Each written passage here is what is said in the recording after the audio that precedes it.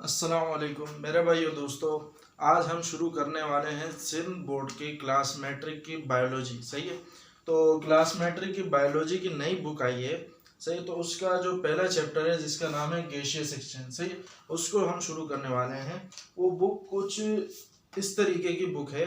ये जो class matric की नई बुक आई है, तो इसका पहला चैप्टर है गैसियस एक्सचेंज, उसको शुरू करने वाले हैं। सही है। उसका इंट्रोडक्शन करेंगे और थोड़ा सा आगे भी देखेंगे उसको। सही। तो चलो शुरू करते हैं कि भाई गैसियस एक्सचेंज क्या होता है। तो गैसियस एक्सचेंज को अगर हम आम लफ्जों में कहें कि भाई सादा मायनों में कहें, तो गैसियस एक्सचेंज का मतलब होता है भाई गैसेस का एक्सचेंज होना। सही है। Gaseous exchange.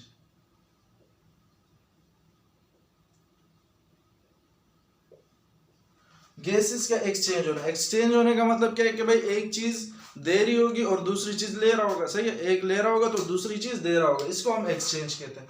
यहाँ पर एक्सचेंज किसका हो रहा है भाई? गैसेस के एक्सचेंज हो रहा है। अच्छा, चूंकि बायोलॉजी ऐसे है तो बायोलॉजिकल टर्म में एक्सचेंज ऑफ गैसेस देखेंगे कि भाई कौन कौन सी गैसेस का एक्सचेंज हो रहा होता है। सही।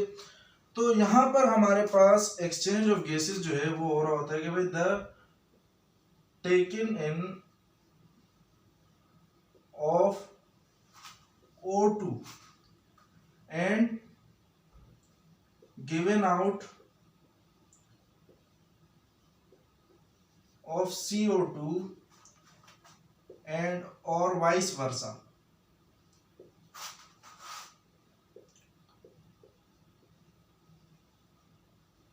to perform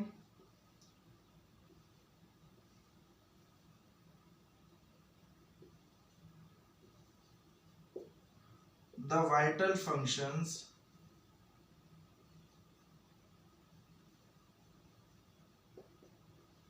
of life by living organism.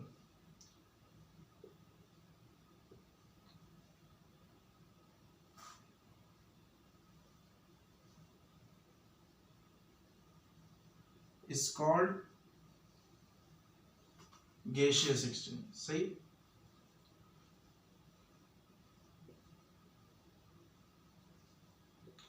अच्छा भाई, तो आमतौर पर आप लोगों ने सुना होगा कि हम जब सांस ले रहे होते हैं तो हम ऑक्सीजन को अंदर ले रहे होते हैं और CO2 को बाहर निकाल रहे होते हैं। सही। कार्बन डाइऑक्साइड बाहर निकाल रहे होते हैं, ऑक्सीजन को हम अंदर ले रहे होते हैं। सही। तो ये तो हमने बचपन से सुना होता है। सही। तो इसी का गैसेस का अंदर लेना और गैसेस का बाहर निकालना, इसी को हम गैसियस एक्सचेंज कहते हैं। सही। यहाँ पे मैंने यही लिखा है कि भाई the taking in of O2 and given out of CO2। सही है। कि जब हम O2 को अंदर लेते हैं और CO2 को बाहर निकालते हैं, या उसका उलट भी एक होता है। सही है। CO2 को अंदर लेना और O2 को बाहर निकालना। अगर आप लोगों ने प्लांट्स के बारे में सुना होता है तो वो कार्बन डाइऑक्साइड को अंदर ले रहे होते हैं, ऑक्सीजन को बाहर निकाल रहे होते हैं। सही। और हम ऑक्सीजन को अंदर ले रहे होते हैं, कार्बन डाइऑक्साइड को बाहर निकाल रहे होते हैं। सही। तो वाइस वर्सा का मतलब यही है कि भाई इसका उलट O2 का अंदर, पहले वाली लाइन में मतलब है O2 का अंदर जाना, CO2 का बाहर आना। और वाइस वर्सा का मतलब ये क्या है कि भाई CO2 का अंदर जाना और O2 का बाहर जाना। सही। किस लिए? ताकि भाई हम जो लिविंग ऑर्गेनिज्म है, प्लांट्स है, एनिमल्स है, ये कुछ फंक्शंस जो है वो कर सके, परफॉर्म कर सके। इसी को हम कहते हैं भाई गैसियस एक्सचेंज। सही। ऑक्सीजन को अंदर बाहर करना। सही है। ऑक्सीजन को नहीं, सॉरी, गैसेस को सही अंदर बाहर करना फंक्शंस परफॉर्म करने के लिए, इसी को हम कहते हैं भाई गैसियस एक्सचेंज। सही। वो फंक्शंस, दो तरीके के फंक्शंस होते हैं जिसमें गैसेस एक्सचेंज होती है। एक होता है हमारे पास रेस्पिरेशन।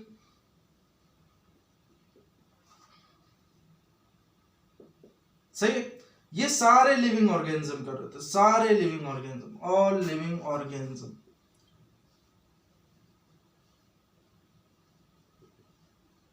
सही है। एक होता है हमारे पास फोटोसिंथेसिस।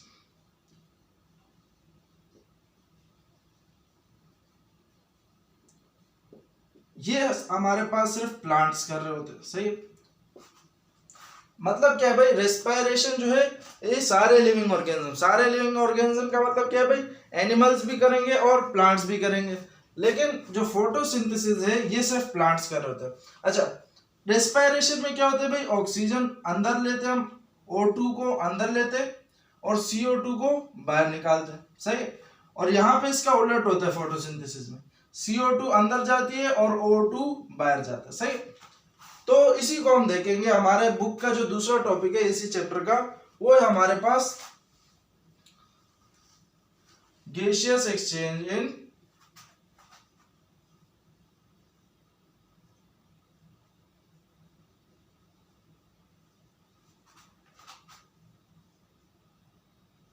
प्लांट्स।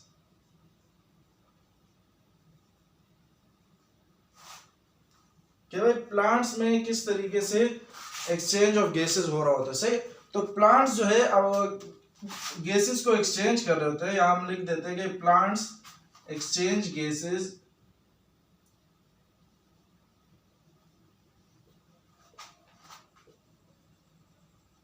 थ्रू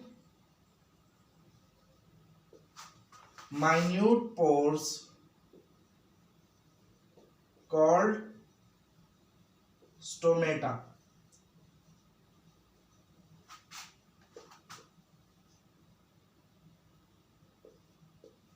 भाई प्लांट जो है वो गैसेस को किस चीज के थ्रू एक्सचेंज कर रहे होते हैं, छोटे छोटे से पोर्स होते हैं, छोटे छोटे से सुराख होते हैं पत्तों के ऊपर, बिल्कुल माइक्रोस्कोपिक लेवल के होते हैं, सही, जो हम आम आंखों से नहीं देख सकते।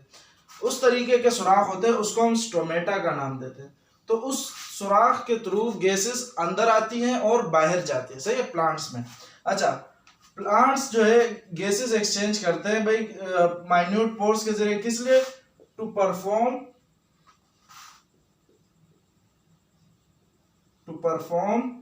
फोटोसिंथेसिस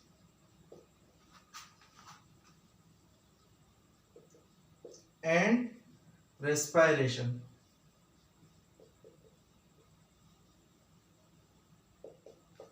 सही है, प्लांट्स गैसेस को एक्सचेंज किस लिए कर रही होती है, फोटोसिंथेसिस करने के लिए और रेस्पिरेशन करने के लिए, सही है।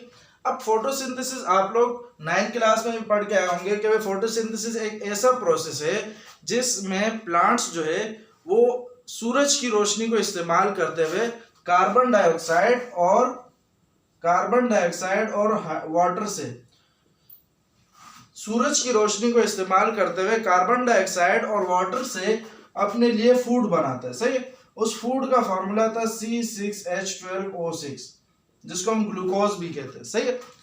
तो फोटोसिंथेसिस क्या है भाई, लाइट की मौजूदगी में, in the presence of sunlight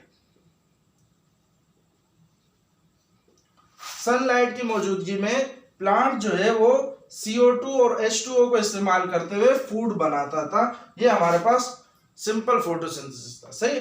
तो यहाँ पे हम जरा फोटोसिंथेसिस के बारे में लिख लेते हैं, दोनों के बारे में लिखेंगे, फोटोसिंथेसिस और रेस्पिरेशन के बारे में।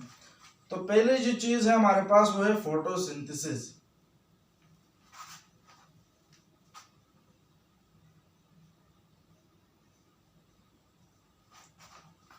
फोटोसिंथेसिस में क्या होता है भाई हमारे पास, during day time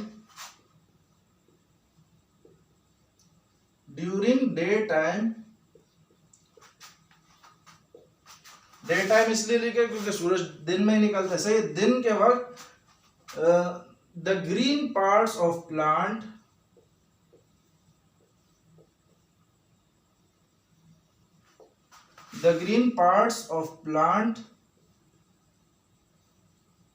prepare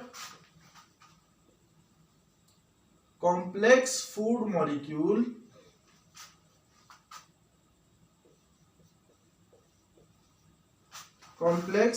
molecule from simple molecule such as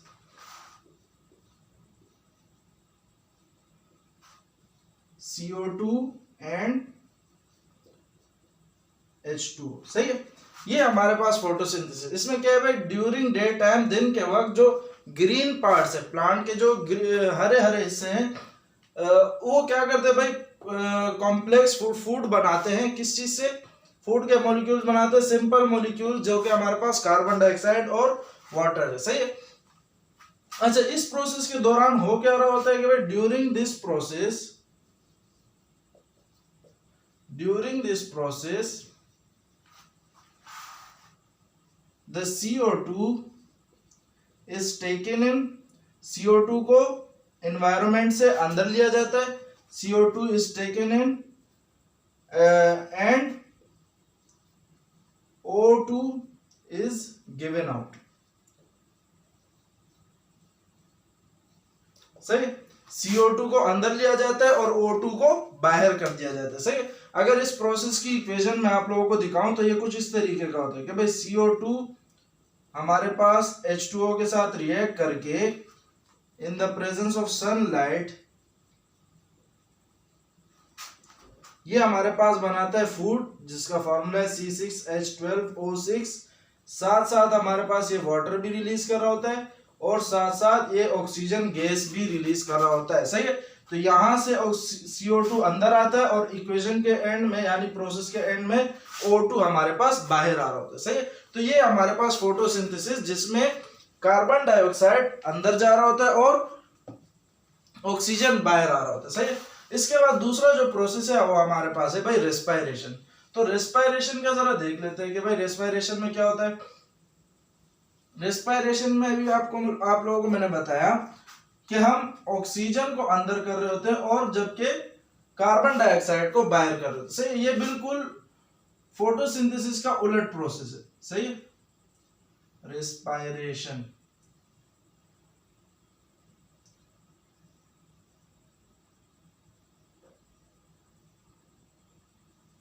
सही, तो रेस्पायरेशन में क्या होता है भाई, it is a process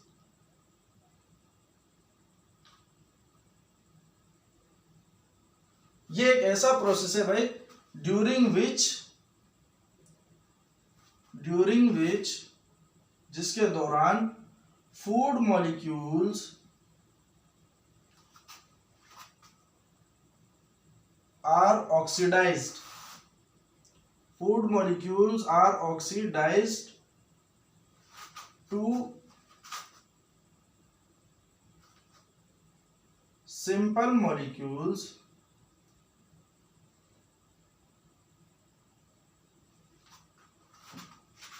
food molecules are oxidized to simple molecules to release energy। सही, ये एक ऐसा प्रोसेस है जिसमें फूड मॉलिक्यूल्स को ऑक्सीडाइज किया जाता है। फूड मॉलिक्यूल्स को ऑक्सीडाइज करने का मतलब ये होता है, जैसे फूड मॉलिक्यूल यहाँ पे हमारे पास क्या बने C6H12O6, तो C6H12O6 को ऑक्सीडाइज करने का मतलब ये होता है भाई इसमें ऑक्सीजन ऐड करो। इसमें क्या ऐड करो भाई, ऑक्सीजन ऐड करो। तो जब तुम लोग इसमें ऑक्सीजन ऐड करोगे तो ये हमारे पास टूट जाएगा किस में, सिंपल मॉलिक्यूल्स, जो कि हमारे पास CO2 प्लस H2O। सही, और साथ साथ ये हमारे पास एनर्जी रिलीज कर रहा होता है। सही है, साथ साथ ये हमारे पास एनर्जी रिलीज कर रहा होता है जिसको हम अपने काम काज के लिए इस्तेमाल कर रहे होते हैं। सही है, अच्छा, इसमें होता क्या है कि भाई ये ऐसे जैसे मिसाल के तौर पर ये होता ये है कि भाई जो फोटोसिंथेसिस है इसमें प्लांट्स खुराक तैयार कर रहे होते हैं। जैसे मान लो प्लांट्स हमारे पास क्या क्या तैयार कर रहे होते हैं, फ्रूट्स तैयार कर रहे होते हैं। सही है, वेजिटेबल्स, सब्जियां ये वगैरह तैयार कर रहे होते हैं। सही, और जब हम ये खाते हैं तो साथ साथ हम सांस भी ले रहे होते हैं। सांस लेने का मतलब क्या है भाई, हम हवा से ऑक्सीजन को अंदर ले रहे हैं। सही, तो जब हवा से ऑक्सीजन को अंदर ले रहे हैं, ये वो फूड है जो प्लांट्स ने तैयार किया और हमने खाया। सही, अब हमने हवा से ऑक्सीजन को भी अंदर लिया। सही, तो होता क्या, ये दोनों आपस में रिएक्ट करके मतलब ये ऑक्सीडाइज हो जाता है तो ये इसमें टूट जाता है। सही है, इस CO2 को हम फिर बाहर निकाल लेते हैं। सही, बचपन से ही पढ़े, ऑक्सीजन को अंदर लेते हैं और CO2 को बाहर निकालते हैं। सही, और उसके साथ साथ ये एनर्जी भी हमारे पास रिलीज होती है जो कि हम काम करने के लिए इस्तेमाल करते हैं। अक्सर सुना होगा कि भाई जब खाना वाना नहीं खाते तो हमसे काम वाम नहीं होता, वीकनेस होती। क्यों? क्योंकि हमारे पास कोई फूड मॉलिक्यूल्स होते ही नहीं है। सही है, जो हमारे पास एनर्जी रिलीज करे। सही, तो एनर्जी के लिए खाना वाना खाना बहुत जरूरी होता है। सही, अच्छा, इस प्रोसेस के दौरान हो क्या रहा होता है कि भाई during this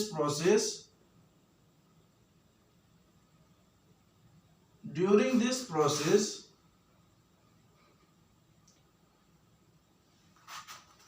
the O2 is taken in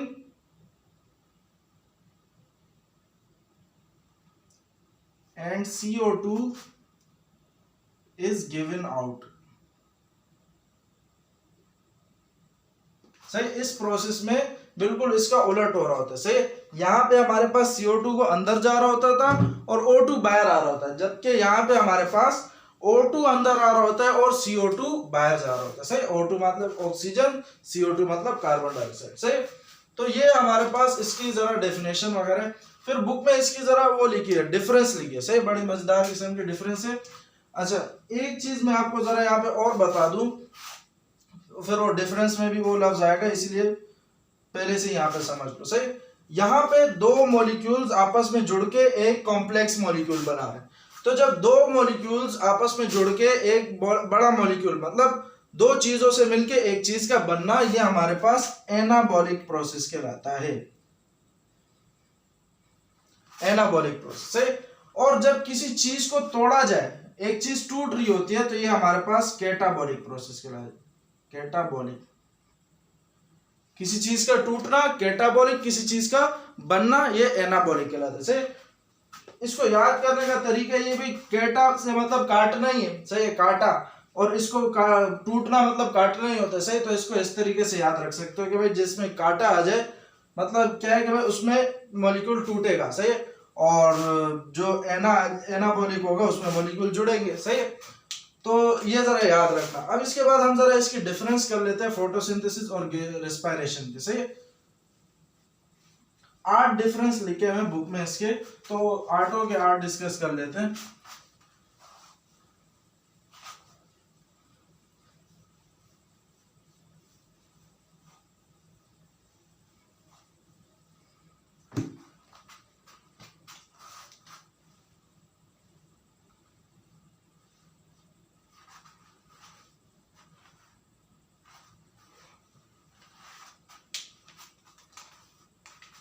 यहाँ पे लिख लेते हैं भाई फोटोसिंथेसिस,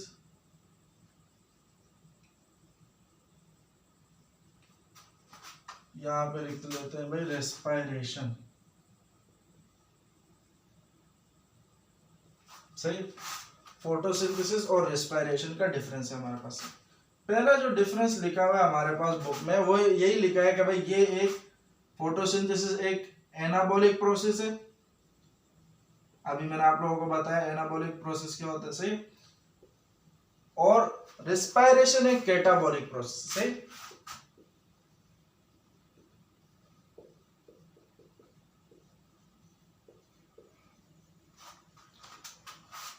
दूसरा पॉइंट देख लेते भाई। अच्छा भाई, इसमें हमारे पास synthesis of food from inorganic substances। सही,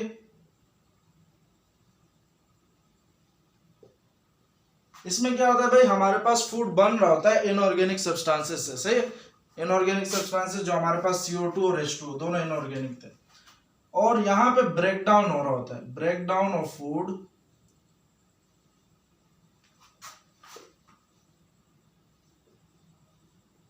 इनटू इनऑर्गेनिक सब्सटेंसेस। सही,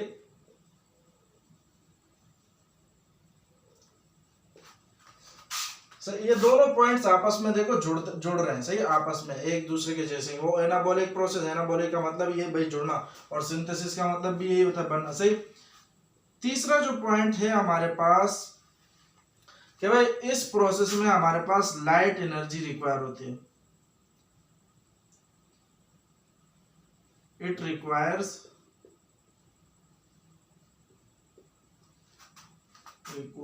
light energy.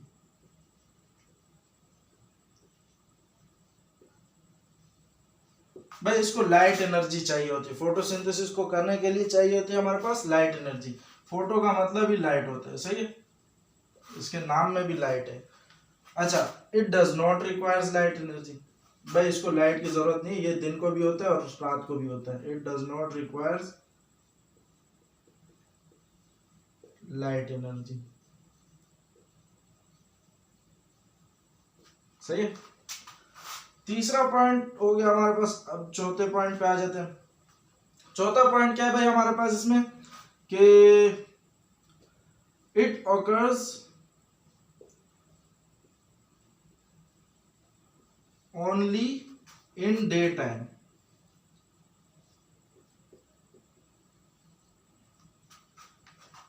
It occurs all the time. भाई ये दिन के टाइम होता है सिर्फ, और ये सारे टाइम होता है, चाहे दिन हो चाहे रात हो। सही है। अच्छा भाई, इसके बाद पांचवा डिफरेंस जो है वो हमारे पास वो ये है कि भाई अल्लाह आपका भला करे, पांचवा डिफरेंस इसमें देख लेते हैं भाई। टेकन इन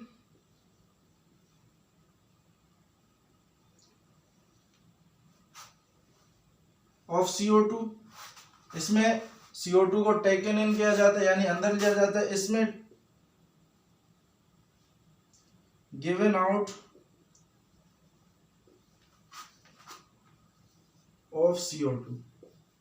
सही है, हमने अभी देखा। छठा ये लिख लेते कि भाई इसमें given out of O2। O2 इसमें हमारे पास बाहर आ रहा होता है, इसमें हमारे पास टेकन इन ऑफ O2।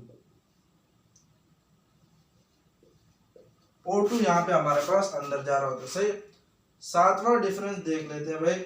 सातवां डिफरेंस हमारे पास ये है कि भाई अल्लाह आपका भला करे, ये हमारे पास सिर्फ प्लांट्स में होता है, occurs in plants.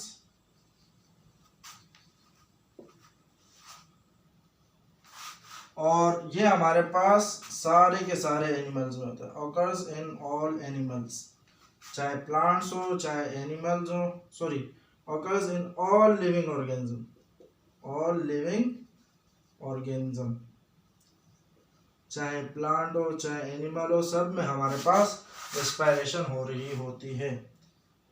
Number 8वां point है भाई आखिरी, इस प्रोसेस को करने के लिए क्लोरोफिल रिक्वायर्ड होता है, जो कि एक सेल का ऑर्गेनेली है। Chlorophyll is required. सही। सेल का एक ऑर्गेनेली है जिसका नाम क्लोरोफिल है, सेल के चैप्टर में पढ़ के आए होंगे।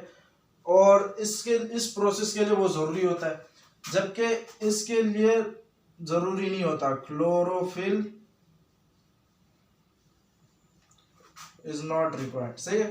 क्लोरोफिल हो ना हो तब भी ये प्रोसेस होगा, रेस्पिरेशन होगी, भले ही क्लोरोफिल हो ना हो। जैसे हमारे सेल में क्लोरोफिल नहीं होता तो हमारे अंदर फिर भी रेस्पिरेशन होती है।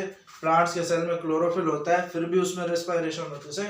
तो क्लोरोफिल के होने ना होने से फर्क नहीं पड़ता, सही, रेस्पिरेशन के लिए। लेकिन फोटोसिंथेसिस में क्लोरोफिल का होना लाजमी है। सही है। अच्छा, अभी हमने एक चीज पढ़ी स्टोमेटा, कि भाई जिसके जरिए गैसेस का एक्सचेंज होता रहता है प्लांट में। तो अब जरा उसको देख लेते हैं कि भाई स्टोमेटा है क्या चीज। तो स्टोमेटा के बारे में 4 चीजें डिस्कस करेंगे।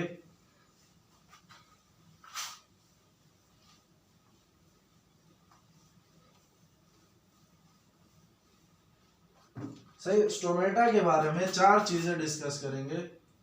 स्टोमेटा, एक इसकी पोजीशन,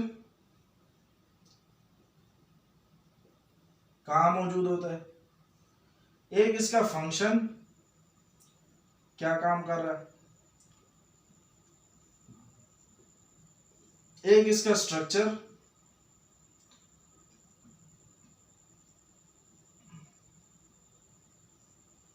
एक इसका एक और प्रोसेस होता है जिसको हम कहते हैं opening and closing of stomata. Opening and closing of stomata.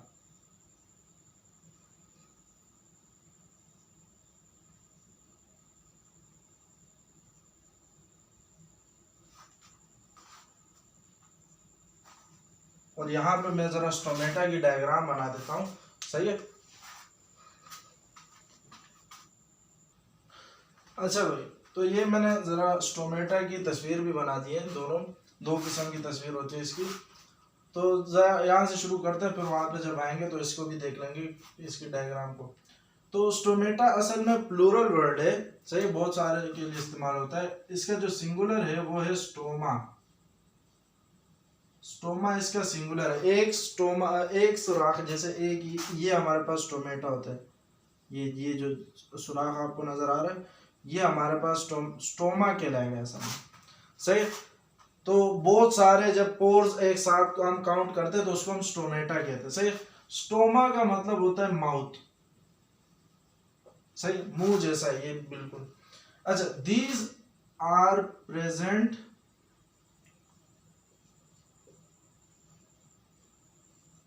On the epidermis of leaves.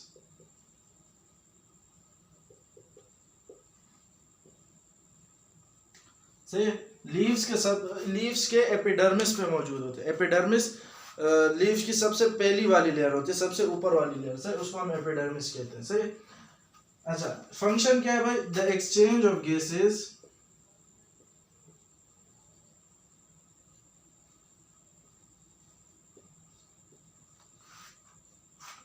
takes place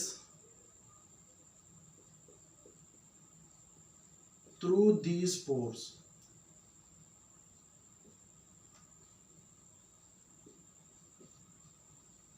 सही, हमारे पास गैसेस का एक्सचेंज होता है, CO2 का अंदर O2 का बाहर, O2 का अंदर CO2 का बाहर, वो हमारे पास इन्हीं पोर्स के जरिए होता है, जिसको हमने स्टोमेटा का नाम दिया हुआ है, सही है। अच्छा भाई, इसके बाद हमारे पास स्ट्रक्चर की बारी है। तो स्ट्रक्चर में हमारे पास होता है क्या है कि stoma is a slit like opening. Stoma is a slit like opening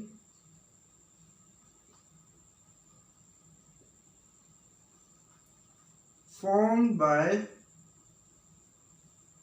two guard cells।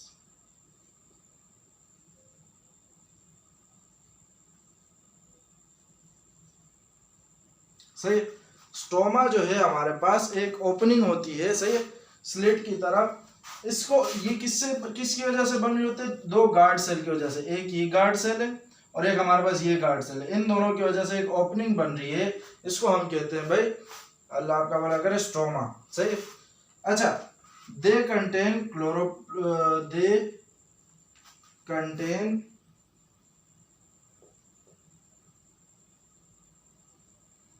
अल्लाह आपका भला करे, दे कंटेन क्लोरोफिल।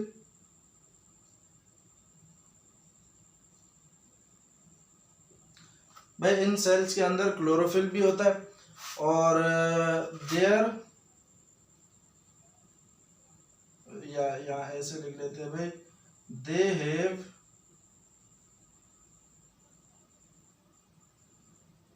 इनर, जरा इस जुमले पे गौर करना भी, they have inner thicker and outer thinner and elastic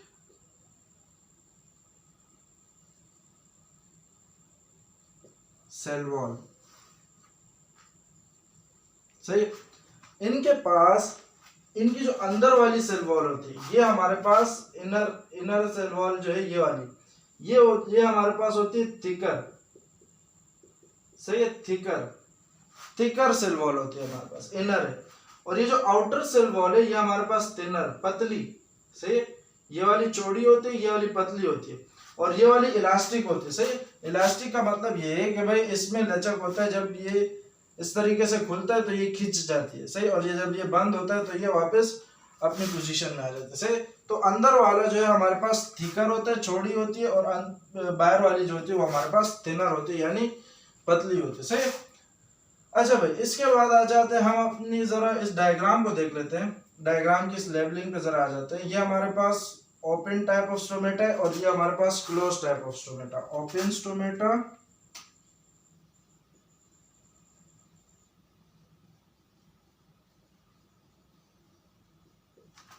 close stomata.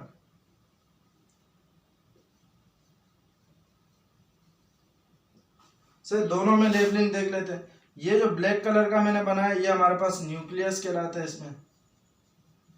इसमें भी मौजूद है। सही, ये जो ग्रीन कलर के ओवल शेप के बनाए हुए ये मेरे पास क्लोरोप्लास्ट कहलाता है, क्लोरोप्लास्ट। सही है, ये जो अंदर से एक बड़ा सा सेक लाइक स्ट्रक्चर है इसको हम कहते हैं भाई ये हमारे पास एक वैक्यूल है। सही है, और अल्लाह आपका भला करे। और ये हमारे पास गार्ड सेल होता है, इस पूरे को हम गार्ड सेल कहते हैं। अच्छा भाई, और तो कुछ बचा ही नहीं है इसमें। सही है, ये स्ट्रोमा है हमारे पास, इसमें भी लेबलिंग कर लेते हैं। अच्छा, ये बाहर वाली जो ये हमारे पास सेल वॉल कहलाती है। सही, तो इसको जरा बुक में देख लेना, बुक में भी इसकी इसी तरीके से लेबलिंग वगैरह डायग्राम है, बुक में जरा अच्छी सी बनी, यहाँ पे थोड़ी अच्छी नहीं बनी, तो बुक में जरा इसको देख लेना। सही, तो इस तरीके का होता है स्टोमेटा हमारे पास। अच्छा भाई, अब सवाल ये है कि भाई ये स्टोमेटा ओपन कब होता है और कैसे होता है, और क्लोज कब होता है और कैसे होता है। सही, तो जो स्टोमेटा की ओपनिंग है और क्लोजिंग है वो हमारे पास डिपेंड करती है कि भाई जो हमारे पास गार्ड सेल है उसकी टर्जिडिटी पे डिपेंड करते हैं। सही, तो यहाँ पे हम लिख लेते हैं the opening and closing of stomata depends upon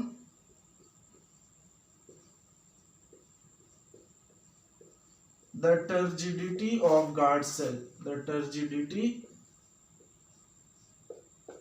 of guard cell।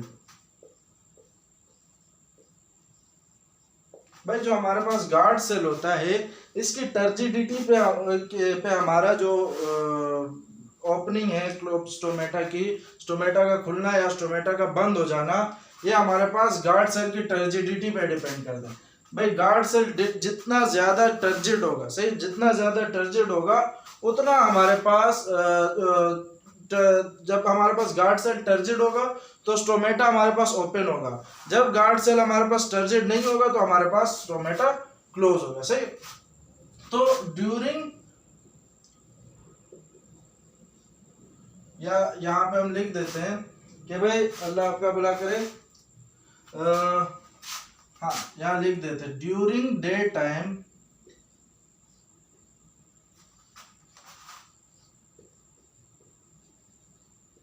the ongoing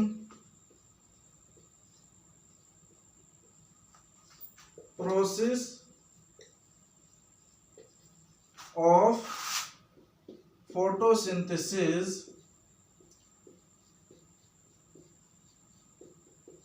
results in accumulation of photosynthetic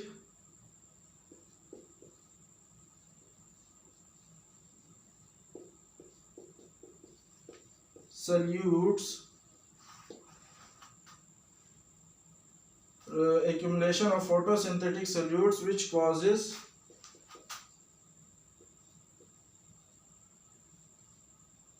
increase in increased turgidity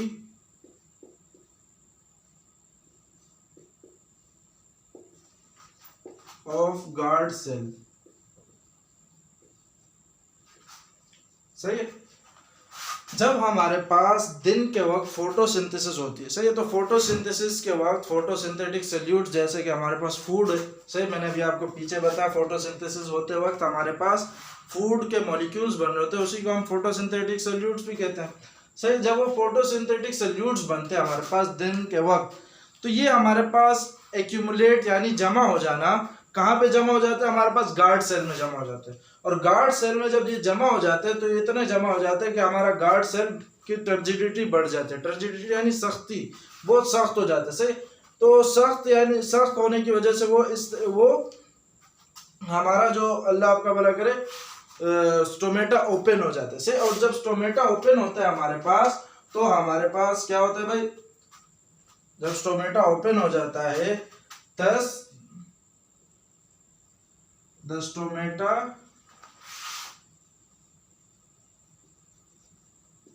is opened and the taken in of CO2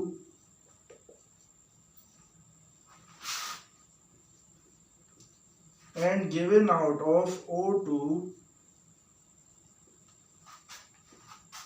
begins। सही है, जब stomata हमारे पास खुल जाएगा तो CO2 का अंदर आना और O2 का बाहर जाना हमारे पास शुरू हो जाएगा। सही है, तो ये हमारे पास स्टोमेटा की कहानी थी कि भाई स्टोमेटा दिन के टाइम खुलता है। दिन के टाइम क्यों खुलता है? क्योंकि भाई फोटोसिंथेसिस होती है और उस फोटोसिंथेसिस होने की वजह से फोटोसिंथेटिक सॉल्यूट्स हमारे पास गार्ड सेल में जमा हो जाते हैं। सही, और उसी गार्ड सेल में फोटोसिंथेटिक के सॉल्यूट्स के जमा होने की वजह से हमारा जो गार्ड सेल है उसकी टर्जिडिटी बढ़ जाती है।